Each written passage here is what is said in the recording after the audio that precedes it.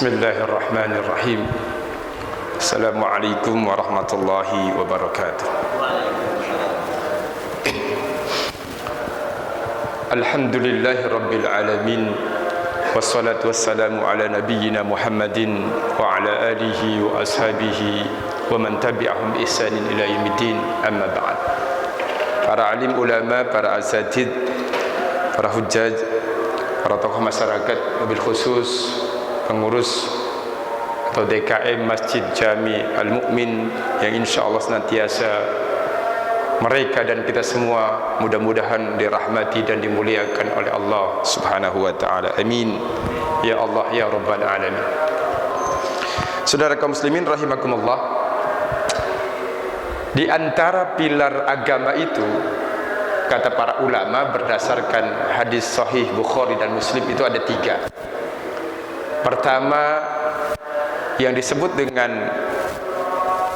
rukun Islam atau arkanul Islam. Yang kedua disebut dengan rukun iman atau arkanul iman. Yang ketiga disebut dengan arkanul ihsan.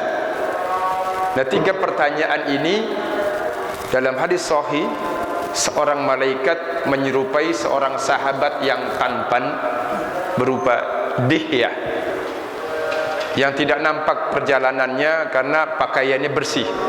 Kenapa? Karena biasanya hadirin, kalau orang yang tidak dikenal yang datang kepada baginda Nabi, itu pakaiannya sudah terkena debu.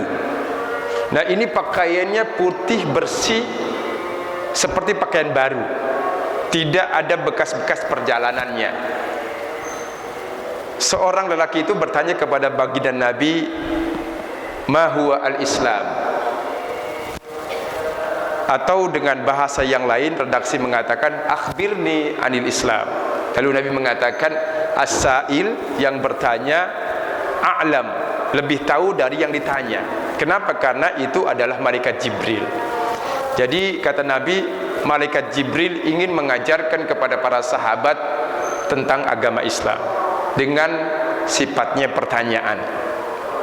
Nah, di antara 3 pertanyaan ini, yang paling akhir adalah bertanya tentang ihsan. Yang Nabi menjawab, ihsan itu adalah anta'budallah, engkau menyembah Allah, ka'annaka tarah, seakan engkau melihatnya. Jadi kalimat seakan ini memang dalam Al-Quran dikatakan wa huwa yudrikul absar, bahwa Allah itu bisa melihat, mengetahui, memandang dengan jeli dan jelas mata-mata kita. Wala tudrikuhul absar, dan Allah tidak bisa dijumpai, tidak bisa dilihat dengan mata kasar. Itu firman Allah. Nah, ketika Nabi mengatakan ka'annaka tarah, seperti engkau melihatnya, fa illam takun tarah, kalau engkau tidak mampu melihatnya, maka yakinlah Allah melihatmu.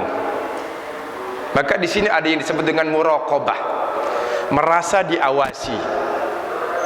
Kita merasa dilihat, karena memang ada malaikat raqib dan atid yang selalu mencatat amal baik dan buruk kita. Bahkan dalam Al-Quran disebutkan oleh para ulama tafsir, dijelaskan bahwa manusia sedikitnya dikawal oleh 4 malaikat setiap saat. Nah, hadirin sekalian, di sini izinkan Ana Al-Fakir menyampaikan kesempurnaan agama ini. Di depan kita ada tripod. Tripod itu kaki untuk penyangga kamera. Kata para ulama hadirin, ini ibarat 3 pilar tadi, rukun Islam, rukun iman, dan rukun ihsan. Dan ketiga-3 pilar ini satu tidak dilengkapi, maka dia tidak akan bisa berdiri.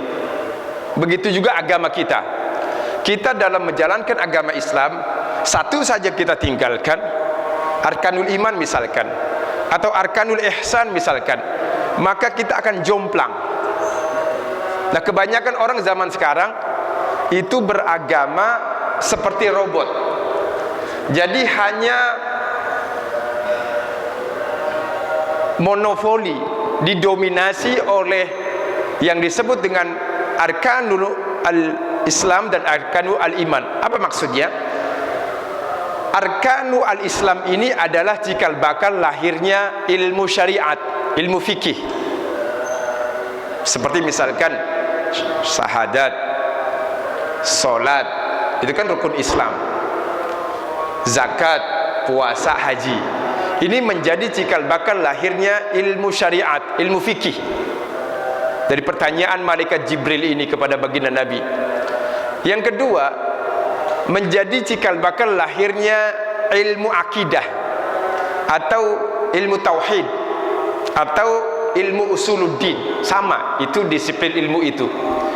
Ini mengupas yang namanya kita percaya kepada Allah, kepada malaikatnya, kepada kitabnya, kepada rasulnya, kepada hari kiamat, kepada takdir baik maupun takdir yang buruk. Antu'mina bil qadari khairihi wa sarrihi. Engkau beriman kepada takdir Allah, baik takdir yang itu buruk maupun yang baik. Jadi segala apa yang kita alami pada hakikatnya itu takdir dari Allah berdasarkan ikhtiar kita. Lalu yang ketiga, yang lebih tinggi adalah ihsan. Nah, arkanul iman ini cikal bakal lahirnya ilmu akidah, karena di situ ilmu tauhid dikupas. Ilmu ihsan tersendiri. Itu ada muraqabah. Jadi disiplin-disiplin ilmu ini saling tidak mengupas antara satu dengan yang lainnya. Ilmu syariat dengan disiplin ilmunya masing-masing. Ilmu akidah atau usuluddin atau tauhid begitu juga. Ilmu ihsan begitu juga. Ihsan ini kupasannya tidak dikupas oleh ilmu tauhid, tidak ada. Maka kita perlu mempelajari ilmu ihsan ini. Apa dalam ilmu ihsan ini? Bagaimana kita sabar, bagaimana kita ridha, bagaimana kita qanaah, merasa cukup, bagaimana kita merasa diawasi oleh Allah Subhanahu wa taala. Ini kupasan ilmu ihsan. Nah, dalam kaitan ini saya ingin menggabungkan di antara arkanul al-iman dengan arkanul al-ihsan, yaitu tentang beriman kepada takdir Allah. Karena zaman sekarang orang seringkali merasa gundah gulana, merasa resah, merasa cemas di dalam menjalani kehidupan ini. Orang beragama sebenarnya di antara mereka tidak sedikit ingin mencari ketenangan.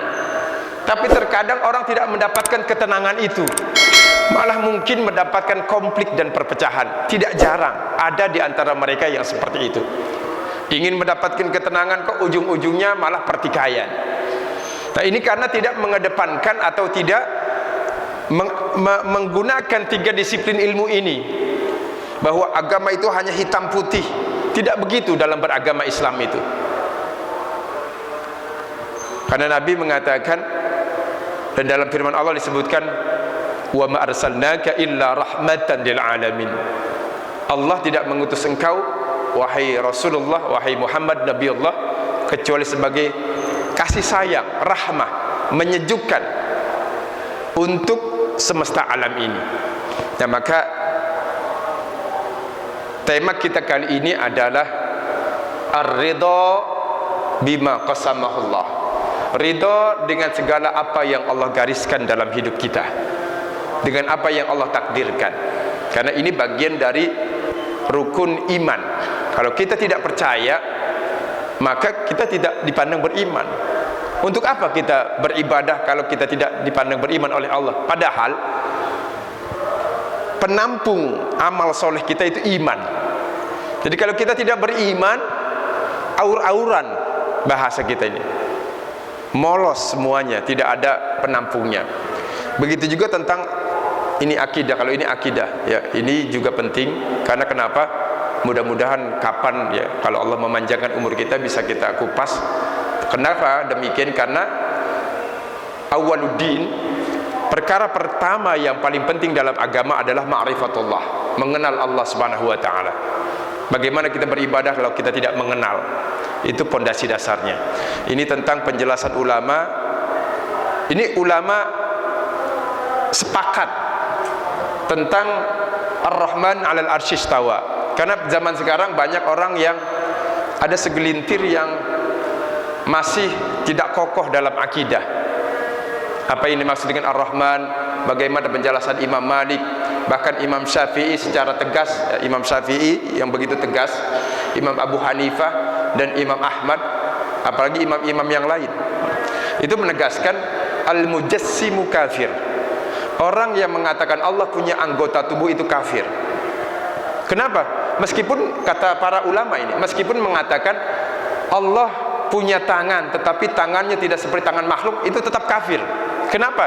Karena ketika dikatakan tangan, orang akan memberikan gambaran tangan itu ada jari jemarinya, ada kukunya, ada kulitnya. Maka jangan dibahasakan Allah punya tangan. Kata para ulama seperti itu. Itu sudah menjatuhkan kredibilitas Allah Subhanahu wa taala. Telah menyamakan Allah dengan makhluknya. Meskipun mengatakan Allah punya wajah, tetapi wajahnya tidak seperti wajah makhluk, itu pun tidak boleh seperti itu. Ini ijma' ulama. Nanti ya kapan-kapan akan kita bahas kalau Allah memanjangkan umur kita dan bagaimana penjelasan ulama secara rinci. Karena tentang barusan yang kita singgung itu sesuai dengan lughah, makna bahasa, sesuai dengan syariat secara syar'i, definisi syar'i, dan definisi secara istilah. Nah, saudara kita yang agak sedikit berbeda itu, pertama bertolak belakang dengan dalil akal, kedua bertolak belakang dengan dalil syariat, dengan nas. Begitu juga bertolak belakang dengan dalil bahasa. Karena kalimat istawa itu dalam bahasa Arab sedikitnya mengandung 14 arti. Kenapa mengambil satu arti saja yang itu justru menjatuhkan kemahabesaran, kemahasucian Allah Subhanahu wa taala. Nah, hadirin sekalian, kembali kepada tema kita adalah ar-ridha bima qasamahullah. Nah, ada satu ayat yang menjadi salah satu bisa dikatakan pondasi. A'udzubillahi minasyaitonirrajim. Dikatakan oleh Allah Subhanahu wa taala, ma asaba min musibatin fil ardi. Tidak ada segala apapun yang terjadi di muka bumi ini. Jadi apapun yang terjadi di muka bumi, hadirin sekalian, ma asaba min musibah, baik musibah maupun kejadian dalam muka bumi ini, wala fi anfusikum, ini dalam surah Al-Hadid ya.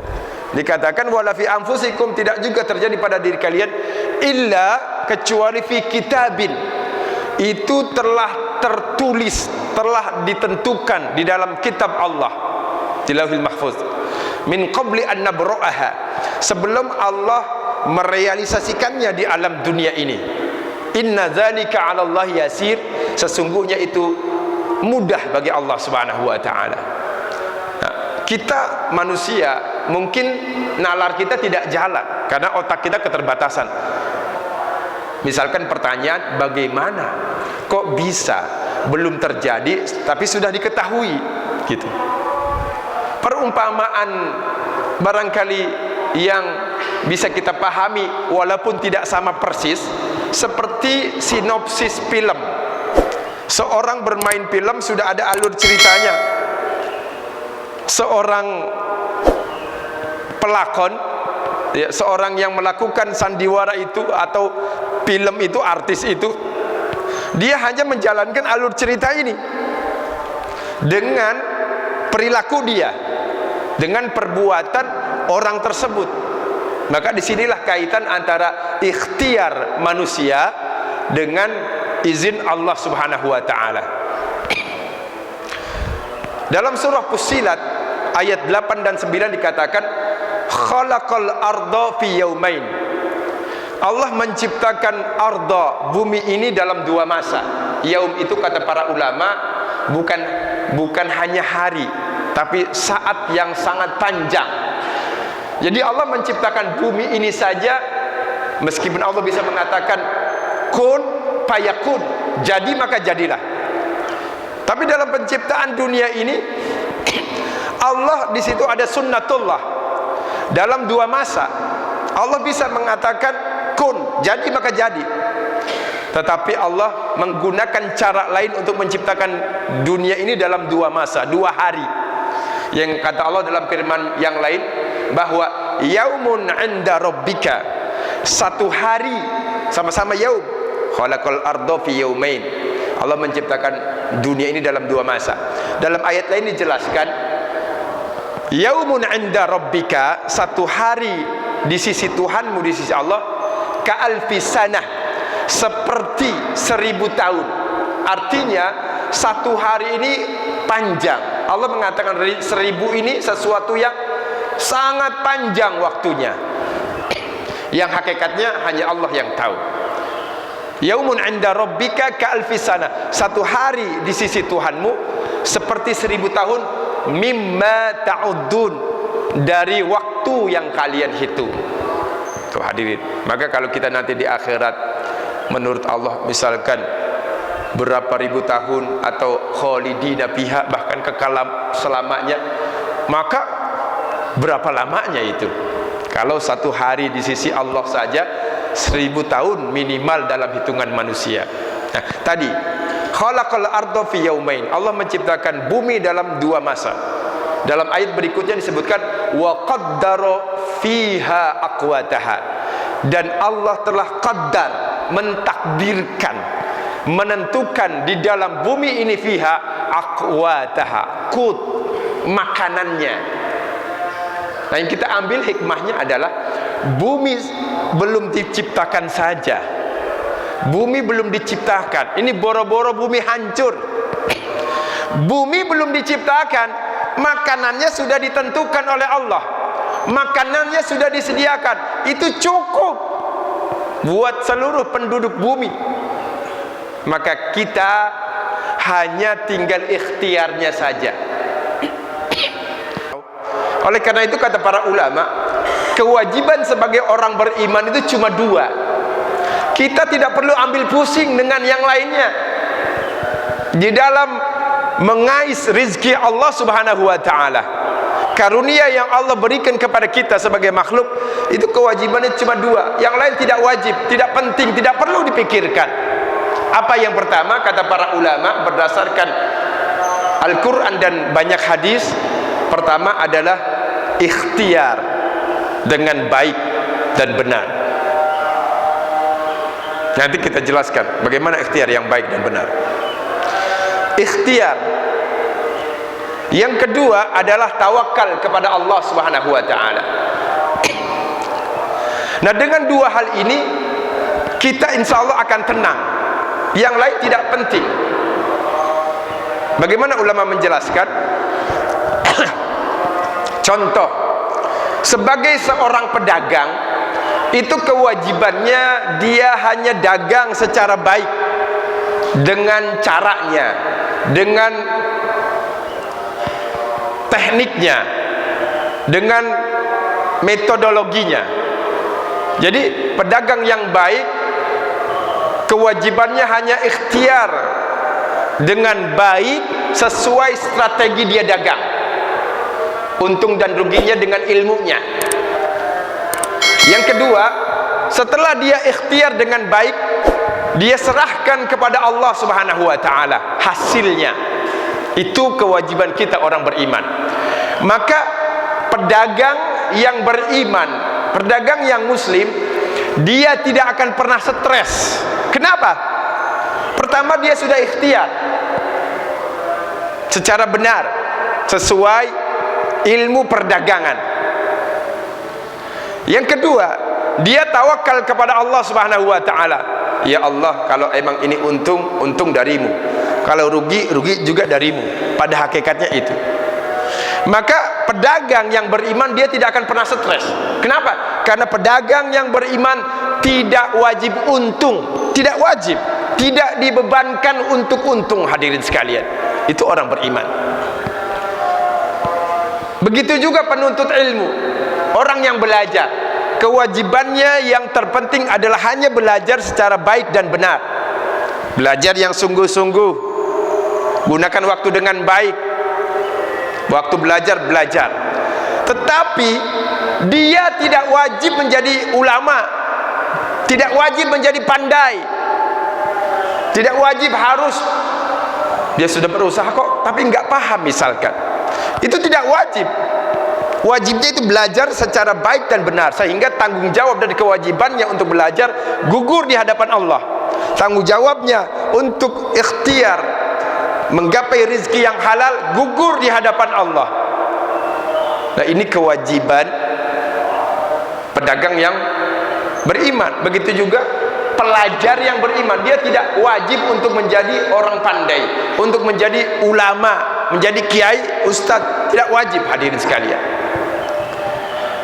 Nah, disinilah Allah mengatakan di dalam hadis qudsi, abdi, hambaku, khalaqtuka li'ibadati, aku menciptakan engkau untuk beribadah kepadaku. Ibadah, karena seluruh dimensi hidup kita ini pada hakikatnya adalah ibadah. Ibadah bukan hanya sholat, kita berkeluarga, mendidik anak itu ibadah, mencari rezeki yang halal ibadah, kerja di kantor, menghindarkan korupsi, itu ibadah. Jadi ibadah itu bukan hanya sholat. Abdi khalaqtuka li'ibadati fala tal'ab, aku menciptakan engkau untuk beribadah kepadaku, maka jangan kalian bermain-main. Aku menciptakan kalian hidup di muka bumi ini punya tujuan, bukan tanpa tujuan. Apa tujuannya? Menyembahku, beribadah kepadaku, hidup dan matimu untukku. Nanti aku sediakan engkau surga setelah kematianmu. Fala tal'ab, maka jangan kalian bermain-main. Lalu kata Allah dalam hadis qudsi ini, wa kafaltu laka rizqaka fala tat'ab, dan aku mengkafil, menjamin rizkimu. Fala tat'ab, maka engkau jangan sampai terlalu letih mencari rezeki itu hingga lupa dengan akhirat. Maksudnya begitu. Fala tat'ab, jangan sampai engkau mencari rezeki itu sampai kepikiran, sampai lupa dengan akhirat. Pergi pagi pulang sore, banting tulang, kepala jadi kaki, kaki jadi kepala, lupa dengan masa depan akhiratnya. Ada yang begitu di sini? Terkadang banyak di antara kita lupa dengan akhirat. Jangankan bulan Ramadan, hari biasa aja nggak mau sholat, apalagi bulan Ramadan. Puasa ditinggalkan, hanya mengejar-ngejar dunia. Ditanya, mas, sampeyan getol sekali mencari dunia, emang berapa gajinya? 7 koma. Oh, pantes, gede gajinya, 7 juta, koma sekian. Bukan pak, apa? Tanggal 7 sudah koma katanya. Jadi tanggal 7 sudah lepak-lepak, sudah koma saja, getolnya seperti itu. Apalagi kalau gajinya barangkali 50 juta. Lupa dia sama akhirat, terbang barangkali jalannya. Nah, ini banyak yang lupa dengan akhirat. Maka kata Allah, wa kafaltu laka rizqaka, aku jamin rizkimu. Jadi tidak perlu khawatir, kita tinggal ikhtiar saja. Bisa jadi kondisi kita saat ini adalah karena kesalahan kita. Kenapa salah? Karena Allah menegaskan, wa ma rabbuka bizallamin lil abid, Allah sama sekali tidak pernah zalim kepada hambanya. Jadi apa yang kita alami, kita barangkali sulit mendapatkan rezeki tertentu atau pekerjaan atau sesuatu yang orang lain dapatkan, kok kita tidak dapatkan, itu karena kekeliruan kita, kurang ikhtiarnya kita. Allah menegaskan, wa ma rabbuka bizallamin lil abid, Allah sama sekali tidak pernah zalim kepada hambanya. Tadi dikatakan Allah menciptakan bumi ini dalam 2 masa, dan Allah telah menentukan jatah untuk kitanya, makanannya. Maka kita tinggal jalan saja, ikhtiar. Makanan di atas meja, kalau kita tidak ambil, itu nggak bakal nyampe ke perut hadirin sekalian.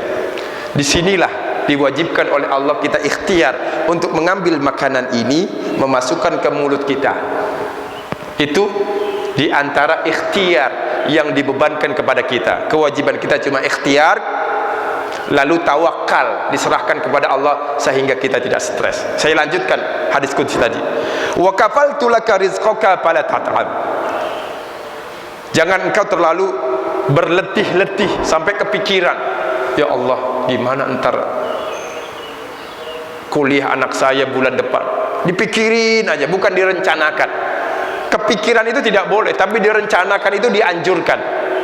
Dalam Al-Quran dikatakan, wal tanzur nafsum ma qaddamat liqad. Hendaknya setiap jiwa ini melihat, memperhatikan apa yang telah dia kerjakan liqad, untuk hari esok.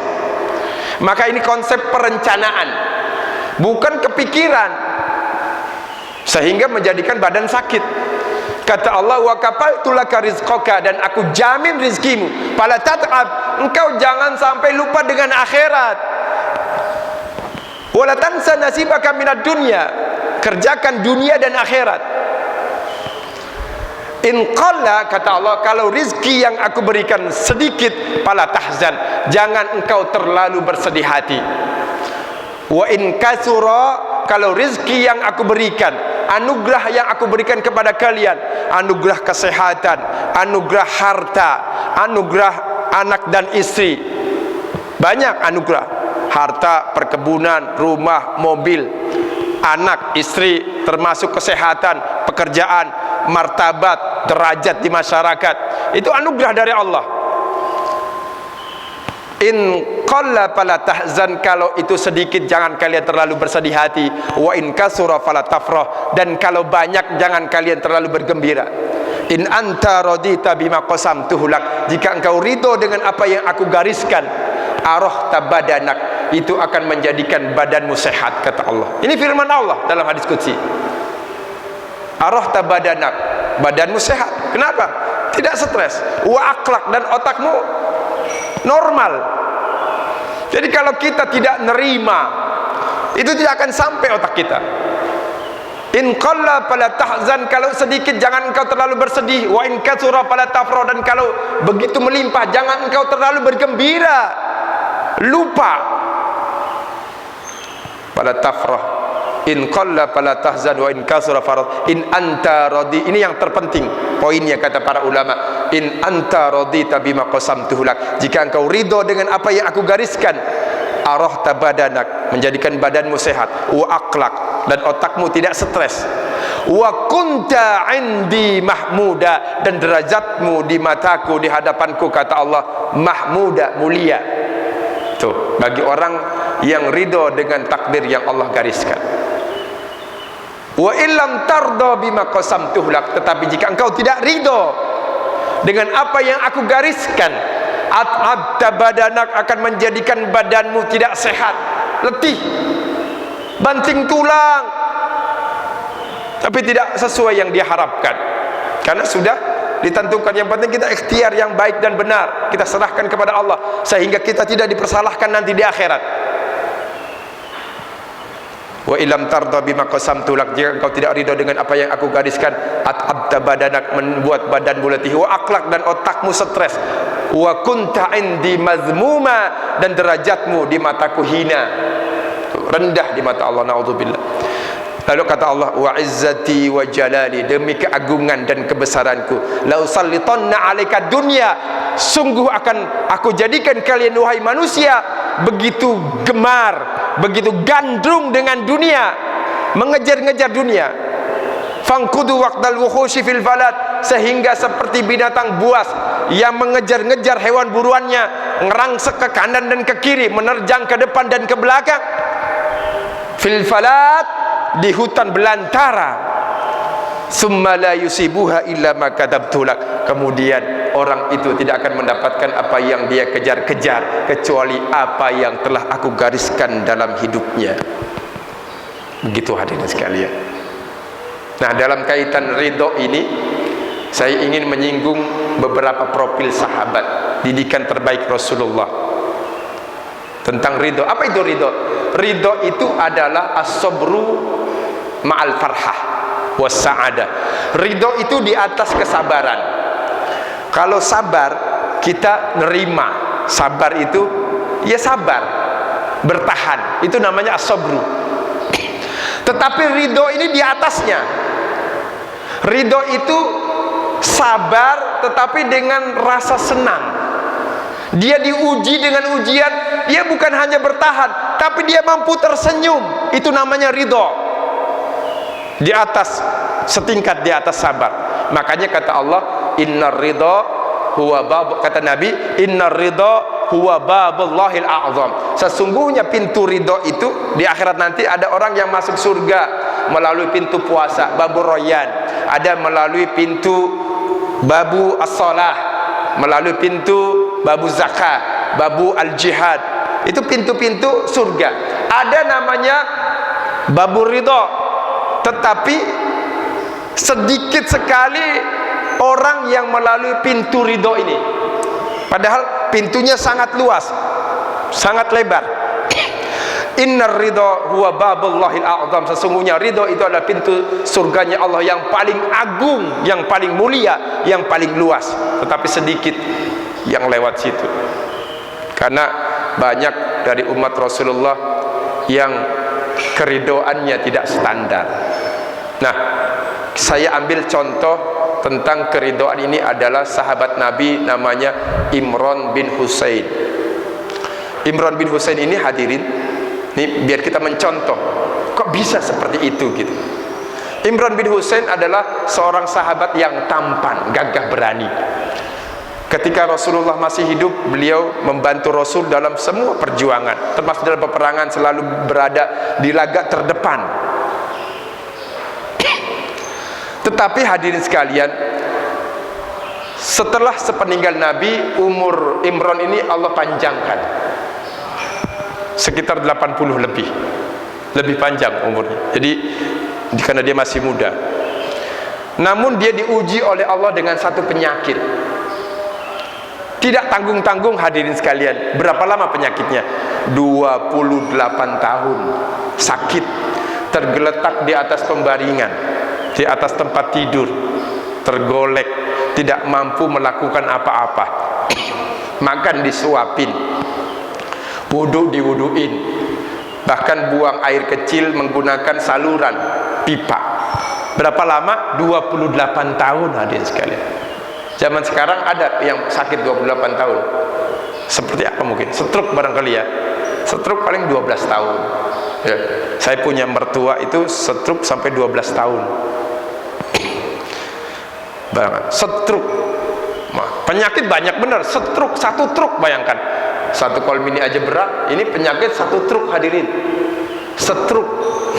Masya Allah.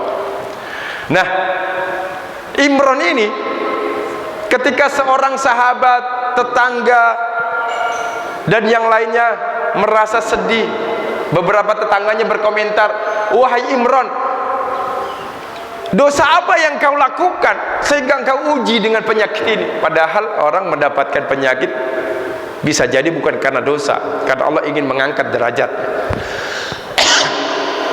Apa kalimat yang keluar dari Imran bin Husain? Diuji penyakit 28 tahun. Kalimatnya bukan sumpah serapah, tapi kalimatnya yang keluar adalah antum tabkun. Kalian boleh saja menangis, kalian silahkan bersedih melihat aku.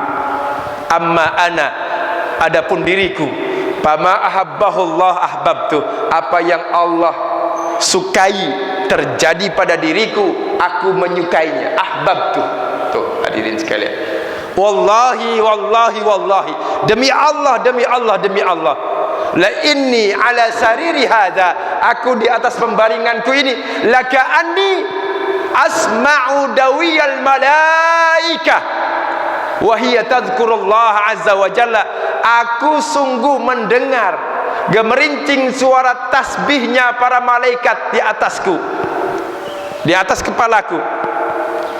Fa'alama annama yahdusu li laisa ghadaban minallah, sehingga aku tahu, aku menyadari apa yang terjadi pada diriku ini bukan ghadab, bukan murka dari Allah Subhanahu wa taala. Wa innama ikhtibaran, itu adalah ikhtibar, ujian, liridoi an rabbi, apakah aku mampu ridho kepada keputusan Tuhanku Allah Subhanahu wa ta'ala. Hadirin sekalian, jadi diuji 28 tahun sampai dia mengetahui bahwa apa yang dia lakukan ini benar. Kenapa? Para malaikat bertasbih di atasnya, kedengaran oleh telinganya. Hadirin sekalian, begitu juga sahabat namanya Urwah bin Zubair. Urwah bin Zubair, Urwah itu paman jauhnya Siti Aisyah radhiyallahu taala anha.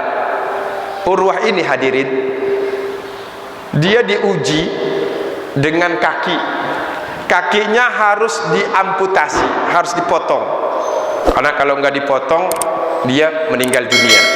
Tetapi di hari yang sama, dia anak kesayangannya, anak tercintanya, karena baiknya anaknya, ibadahnya bagus, hubungan sosial dengan teman-temannya baik, jujur, ini meninggal dunia, anak tersayangnya.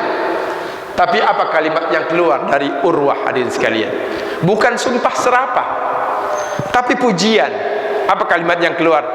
Alhamdulillahi hamdan katsiran thayyiban mubarakan fi. Segala puji bagi Allah, pujian yang banyak, yang diberkati, yang baik. Kata Urwah, kana indi sab'atu iyal. Dulu aku punya 7 anak. Fakhadta wahidan, engkau ambil 1. Wa tarakta li sittah, engkau sisakan 6. Wa kana indi arba'atu a'ta. Dulu saya punya 4 anggota tubuh, 2 tangan, 2 kaki. Fakhadta wahidan wa tarakta li salasa, engkau ambil 1, engkau sisakan 3. Ya Allah, Allahumma in kunta akhadta faqad a'tait. Ya Allah, jika itu engkau ambil dariku, dulu engkau pernah memberikannya kepadaku. Wa in kunta mana'ta faqad abqait. Jika itu engkau halangi dariku, dulu aku pernah mendapatkannya, pernah merasakannya. Jadi kalau hari ini kita barangkali kurang enak makan, udah pada tua, gigi pada otek, pada copot, alhamdulillah dulu saya pernah muda, saya pernah merasakan nikmatnya makan. Kalau sekarang barangkali aju di zalal, berkurangnya pengharapan kita kepada Allah ketika kita menghadapi adanya kegagalan, adanya kesulitan, adanya musibah. Berarti ketika ada musibah, ibadah kita menjadi kendur, menjadi buat apa sholat, rezeki bukan malah nambah. Ini berarti pegangannya, i'timadnya, gantungannya bukan kepada Allah, tetapi kepada amalnya itu, kepada ibadahnya itu, kepada amal solehnya itu. Min alamatil i'timadi 'alal amal, di antara ciri dan tanda seseorang hanya beriktimad kepada amal solehnya, nuqsanur roja, berkurangnya pengharapan kepada Allah Subhanahu wa taala ketika dia inda wujudiz zalal, ketika dia menghadapi sesuatu hambatan, ketika kondisi tidak sesuai harapan, dia mengendur ibadahnya kepada Allah. Berarti pegangannya bukan Allah Subhanahu wa taala, melainkan amal yang dia kerjakan itu. Dia hanya berpegang kepada solatnya, dia hanya berpegang kepada zakatnya, kepada puasanya. Nah hadirin sekalian, karena waktu yang membatasi kita, banyak profil-profil sahabat. Saya belum bercerita tentang Sa'ad bin Abi Waqqas yang diuji dengan buta, padahal doanya sangat makbul, karena doa Rasulullah kepada Sa'ad, Allahumma saddid ramyatah wa ajib da'watah. Ya Allah, kabulkanlah doa Sa'ad, doa-doa Sa'ad, dan tepatkanlah sasaran panah Sa'ad. Karena emang umat Islam di zaman Nabi itu diperangi. Rasul itu tidak pernah memerangi duluan. Rasul sepanjang-panjang hidupnya tidak pernah memerangi orang non-Islam, selalu diserang oleh musyrik Mekah.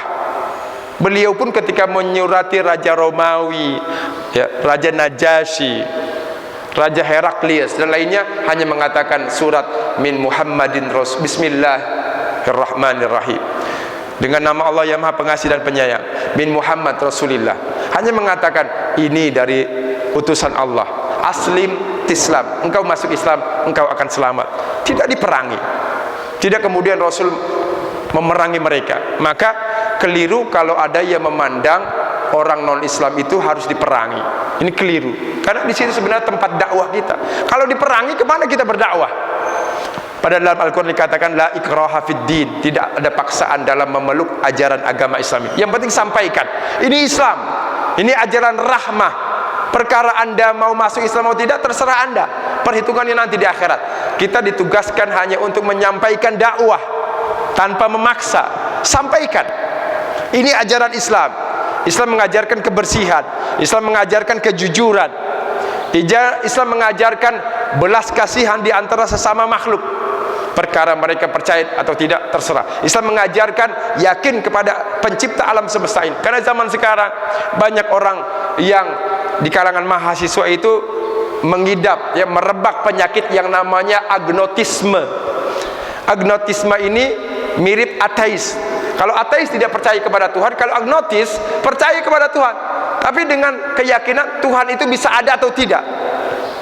Itu agnotis. Ya, Tuhan bisa ada, tapi bisa juga tidak. Taraf yang lebih tingginya lagi atau lebih rendahnya lagi, agnotisme ini, dia percaya dengan Tuhan, tapi tidak melakukan apa-apa. Oh, Tuhan ada, ya sudah cukup, tidak perlu sholat, tidak perlu ibadah. Itu namanya agnotisme, dan merebak di kalangan pemuda kaum muslimin zaman sekarang, di kalangan mahasiswa, baik di Indonesia maupun di luar Indonesia. Nah, demikian hadirin sekalian, semoga bisa memberikan pencerahan kepada kita. Nah, bagaimana ikhtiar yang baik itu? Ada contoh tadi terlewat. Seorang ulama di Pakistan ketika ditanya, "Syekh, seperti apa ikhtiar yang baik dan benar itu?" Ini barangkali yang lupa kita kerjakan. Itu enggak dijawab oleh saya, itu enggak dijawab. Malah santri-santrinya, mahasiswa-mahasiswanya, besok kalian hadir di lapangan ya, semua pakai kostum olahraga, hadir semua, mari kita putari lapangan ini. Diputari tanpa menginstruksikan berapa banyaknya putaran lapangan sepak bola itu. Sekali, 2 kali, sama mahasiswa-mahasiswanya 5 kali, ada yang 9 kali capek ngos-ngosan duduk, ada yang 15 kali. Paling akhir syekh itu dengan segelintir muridnya masih sampai pingsan. Bayangkan hadirin sekalian, ketika dibangunin, "Syekh, kenapa engkau olahraga sampai seberat ini?" Ini jawaban dari ikhtiar yang kemarin. Ini ikhtiar. Jadi sampai tidak mampu lagi melakukan itu, menurut jawaban syekh ini, itu ikhtiar yang tidak akan dipersalahkan oleh Allah Subhanahu wa ta'ala. Maka ikhtiar, kerjakan yang bisa dikerjakan. Jatuh, inilah la haula wa la quwata illa billah. Tidak ada dan daya upaya kecuali daya dan upaya dari Allah Subhanahu wa ta'ala. Semoga bisa menginspirasi kita agar kita semangat dalam menjalani hidup ini, agar kita tetap bersyukur kepada Allah atas segala nikmat dan karunia Allah berikan. Karena ini sudah ditakdirkan. Pasangan A dengan B, ibu barangkali yang ada di sini dengan bapak yang, itu sudah takdirnya. Kalau bukan takdir, tidak mungkin kita punya keturunan yang namanya si A, anak kita yang B, anak kita yang C. Itu tidak mungkin. Kalau bukan karena takdir, izin dari Allah Subhanahu wa ta'ala. Demikian, yang terpenting adalah mari kita syukuri, itu yang terbaik, agar kita di hadapan Allah tadi, wa kunta indi mahmuda, dan derajatmu di mataku mulia, karena kita mensyukuri atas segala nikmat dan karunia yang Allah berikan. Jangankan materi hadirin sekalian, yang paling mahal nikmat iman.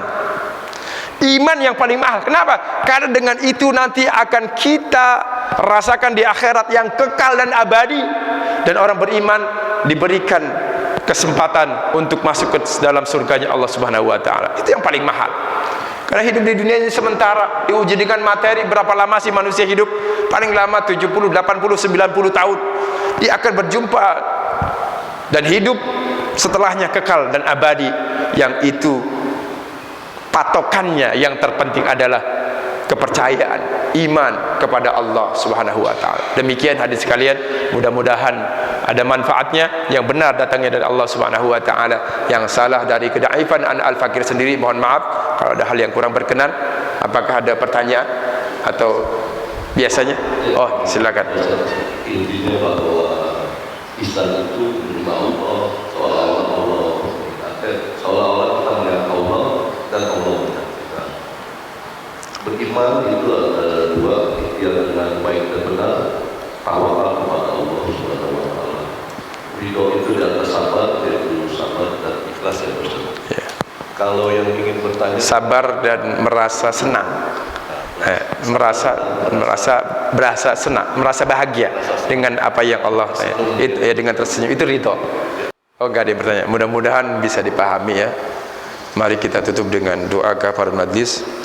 Subhanakallahumma wa bihamdika asyhadu an la ilaha illa anta nastaghfiruka wa natubu ilaik. Rabbana atina fid dunya hasanah wa fil akhirati hasanah wa qina adzabannar. Allahumma ya Allah yassir lana umurana ma'ar rahati liqulubina wa abdanina. Allahumma yassir lana umurana ma'ar rahati liqulubina wa abdanina. Allahumma yassir lana ya Allah umurana ma'ar rahati liqulubina wa abdanina. Rabbana atina fid dunya hasanah wa fil akhirati hasanah wa qina adzabannar. Bi barakatil Mustafa Sayyidina Muhammadin Rasulillah sallallahu alaihi wasallam. Wa akhir da'wahum wa da'wana alhamdulillahi rabbil alamin. Akhiran aku lagu mohon maaf. Assalamualaikum warahmatullahi wabarakatuh.